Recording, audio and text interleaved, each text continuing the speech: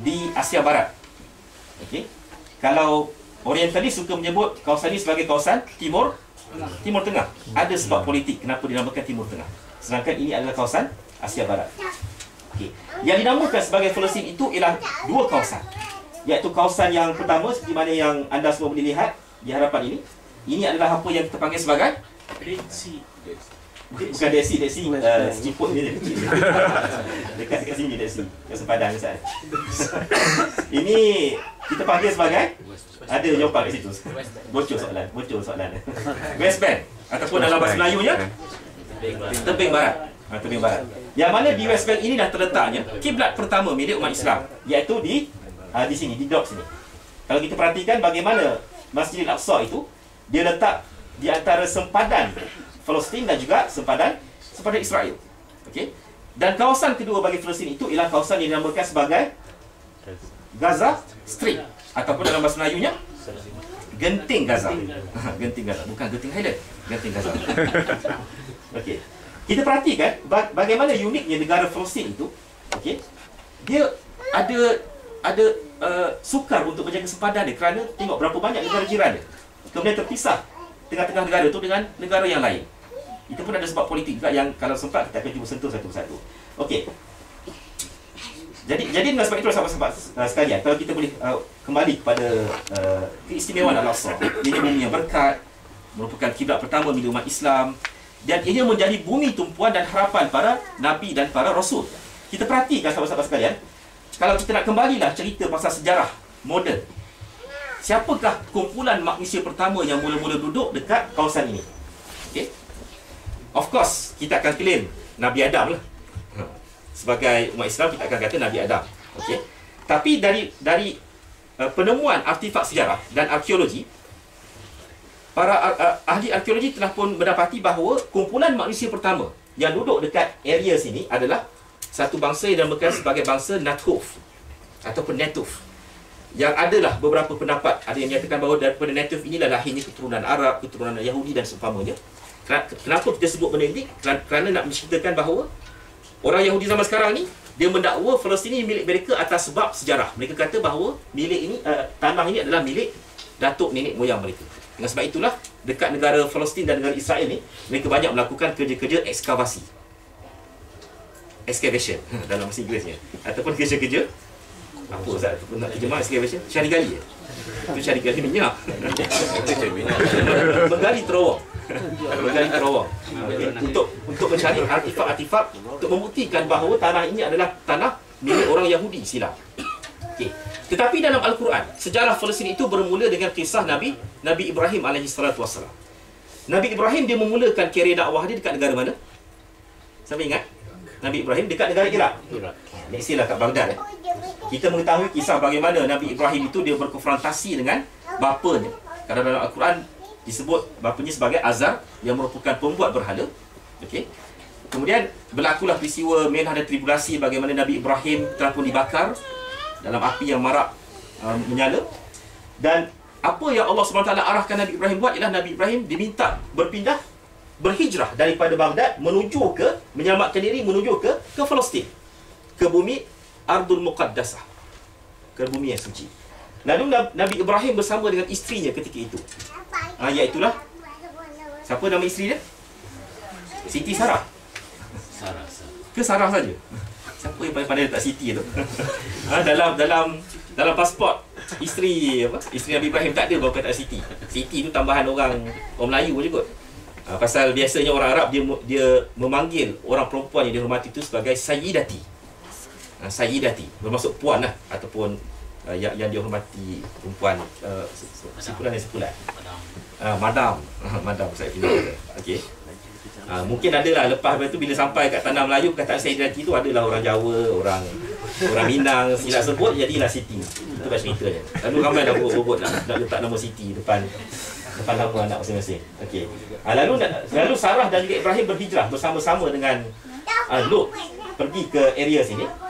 Dan kita mengetahui bahawa Nabi Ibrahim dia tinggal kat Kanaan, dekat area sini, dekat Palestin. Jadi ini nak ceritanya bahawa Nabi Ibrahim di antara orang terawal yang diarahkan oleh Allah Subhanahu Wa Taala untuk bergerak ke kawasan Palestin. Okey. Kita juga mengetahui sejarah bagaimana Nabi Ibrahim akhirnya terpaksa berpindah daripada Palestin menuju ke negara Mesir. Ke negara Mesir. Dan di Mesir itulah Nabi Ibrahim dapat isteri yang kedua yang bernama Hajar. Okey. Ceritanya panjang, kemudian diarahkan untuk berpindah kembali ke Palestin. Di Palestin Hajar dapat anak. Okey, Hajar dapat anak yang namanya ialah Ismail. Ni belajar sejarah balik ni. Ni sejarah sekolah rendah. Pengajian Islam sekolah rendah. Nabi Ismail. Biasalah orang perempuan ni, terutama lelaki, terutama isteri tua ni, dia rasa, of course dia akan rasa jealous lah bila mana isteri muda dapat anak kan. Lalu diarahkan, dimintalah Nabi Ibrahim supaya berhijrah bersama-sama dengan Nabi Ismail dan juga Hajar, berhijrah ke bawah sana, iaitu ke Mekah. Dan berlakulah di sana peristiwa pembinaan kembali Kaabah, penemuan air Zam-Zam dan seumpamanya. Okey. Daripada zuriat Nabi Ismail itulah lahirnya keturunan Arab. Ni kena ingat. Daripada zuriat Nabi Ismail itulah lahirnya keturunan Arab. Adapun Sarah akhirnya dapat juga zuriat, iaitu seorang Nabi yang bernama Nabi Allah Ishak. Kalau dalam bahasa Yahudinya disebut sebagai Giza. Macam-macam lah sebutan. Isaac dan seumpamanya. Alright. Okey.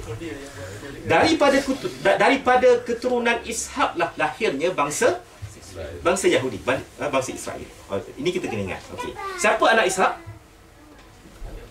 Nabi Allah Yaqub.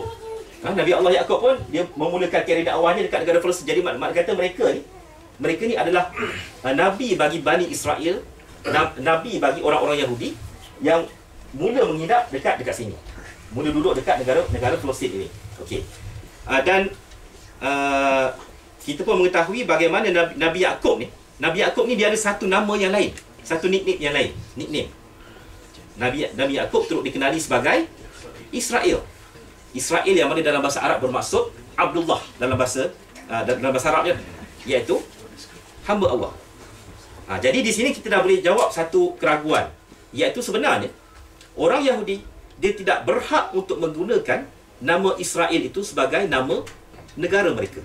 Kerana Israel itu adalah nama gelaran bagi Nabi Allah Yaqub. Okey. So dapat satu poin kat situ kan. Kemudian kita pun mengetahui sejarah bagaimana Nabi Yaqub ni dengan 12 orang anaknya, salah seorangnya adalah Yusuf. Yusuf yang ada konfrontasi dengan adik-beradiknya. Kemudian berhijrahlah semula ke negara Mesir. Dekat Mesir duduk dengan aman dengan kepimpinan Firaun di sana. Firaun ni ialah istilah bagi raja Mesir. Adalah macam-macam Firaun. Okey, dekat negara Mesir ni. Dan kita pun tahu sejarah bagaimana akhirnya Nabi Yaqub pun oleh kerana rindu sangat dengan Nabi Allah Yusuf anaknya, maka Nabi Allah Yaqub pun berpindah ke Mesir. Apabila Nabi Allah Yaqub berpindah ke Mesir, Yaqub ni membawa orang-orang Israel yang lain, membawa orang Yahudi yang lain. Maka orang Yahudi beramai-ramai pun pindahlah ke Mesir, dan mereka pun duduklah dengan orang asal Mesir, iaitulah orang Koptik. Dalam bahasa Arabnya orang Kipti. Orang Kipti ini dipimpin oleh pemerintah mereka, iaitu Firaun. Okey. Ketika itulah Bani Israel ataupun orang Yahudi semakin banyak duduk dekat Mesir, dan sebahagiannya masih ada lagi tinggal sikit sebanyak dekat Palestin, dan mereka bercampur gaul dengan orang Mesir. Sehinggalah pada sebelum kelahiran Nabi Musa ni ada berlaku peristiwa di mana orang-orang asal Mesir mula rasa tidak selesa dengan keegoan dan juga kesamsengan orang-orang Yahudi, orang-orang Bani Israel ni. Kerana apa? Kerana perangai orang Yahudi ni semasa mereka duduk dekat Mesir ialah mereka tak nak bercampur gaul dengan bangsa lain. Kerana of course dalam sejarah pun kita mengetahui bagaimana orang Israel ini menganggap bangsa lain sebagai goyim, sebagai bangsa yang hina. Ada yang nyatakan sebagai anak anjing. Okey. Dan lalu mereka tak bercampur dengan orang asal Mesir walaupun mereka menumpang di negara Mesir. Lalu apa yang dibuat oleh Firaun ialah Firaun pun mengarahkan supaya seluruh wanita-wanita orang Yahudi, wanita-wanita Bani Israel berkahwin dengan orang Kipti. Adapun lelaki, anak-anak lelaki bagi Bani Israel itu diarahkan supaya dibunuh. Lalu seluruh anak-anak lelaki Bani Yahudi ataupun Bani Israel yang lahir